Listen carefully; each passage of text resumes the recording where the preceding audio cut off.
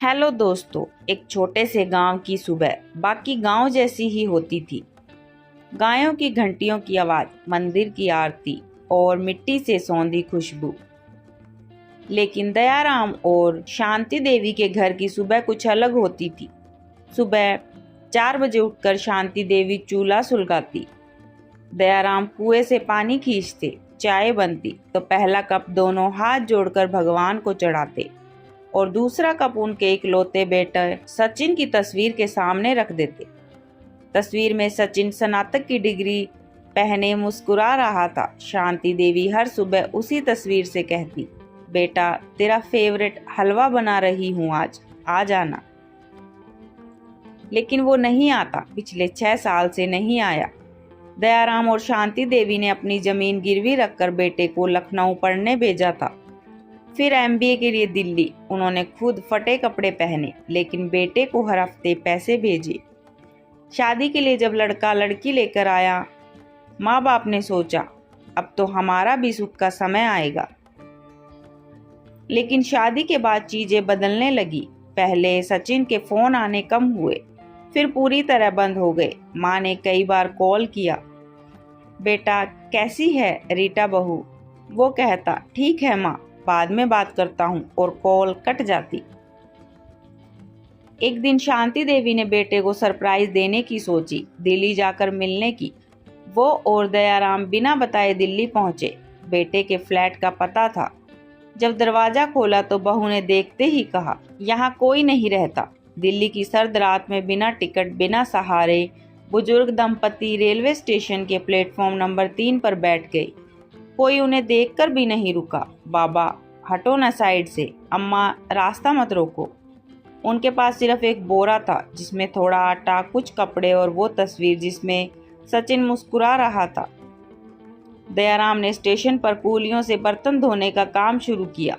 शांति देवी मंदिर के बाहर बैठकर फूल बेचना शुरू किया। दिन के खाने के लिए जो मिल जाए वही बहुत था। सर्दी के मौसम में शांति देवी को खांसी रहने लगी। धीरे धीरे वो कमजोर होने लगी। दयाराम ने अपने कमाए पैसे बचाए और उन्हें अस्पताल ले गया। डॉक्टर ने कहा, इन्हें नमूनिया हो गया है, भर्ती करना पड़ेगा। स्टेशन के गार्ड, जिनकी उन दोनों से सहानुभूति थी, उन्होंने मदद की। शांति देवी को अस्पताल में भर्ती कराया। 3 दिन बाद शांति देवी चल बसी। दयाराम चुप था, बहुत चुप। उसी बोरे में उसकी पत्नी की राख की हांडी रखी हुई। अब वो और भी अकेला हो गया था। एक दिन दयाराम की तबीयत स्टेशन पर अचानक बिगड़ गई। वो वहीं गिर पड़ा। लोगों ने एम्बुलेंस बुलाई, लेकिन अस्पताल पहुंचने तक वो नहीं रहा। उनकी जेब से सिर्फ एक पुराना राशन कार्ड और एक फोटो मिली, जिसमें बेटा और बहू थे। पुलिस ने कार्ड के जरिए पता निकाला और सचिन को फोन किया। क्या आप दयाराम के बेटे हैं? सचिन, हाँ, क्यों, क्या हुआ? आपके पिता नहीं रहे, लाश पहचाननी होगी। सचिन पहली बार मुर्दा घर गया। वो सफेद चादर हटाता है और वहीं बैठ जाता है।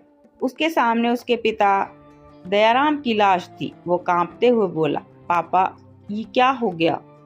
डॉक्टर ने कहा, आपकी माँ 3 महीने पहले मरी थी। स्टेशन के गार्ड ने बताया, वो आपसे मिलने आए थे, लेकिन आपने दरवाजा नहीं खोला। सचिन फूट फूट कर रोने लगा। बहू रीटा भी चुपचाप खड़ी थी। उसकी आंखों में भी पछतावे के आंसू थे। सचिन ने पहली बार अपने माँ बाप की राख को कंधा दिया। गंगा किनारे बैठकर वो देर रात तक रोता रहा। वो खुद से कह रहा था, मुझे माफ कर दो माँ, पापा, मैंने बहुत देर कर दी। वापस लौटकर उसने अपने बेटे को गोद में उठाया और बोला, तू कभी दादा दादी को मत भूलना बेटा।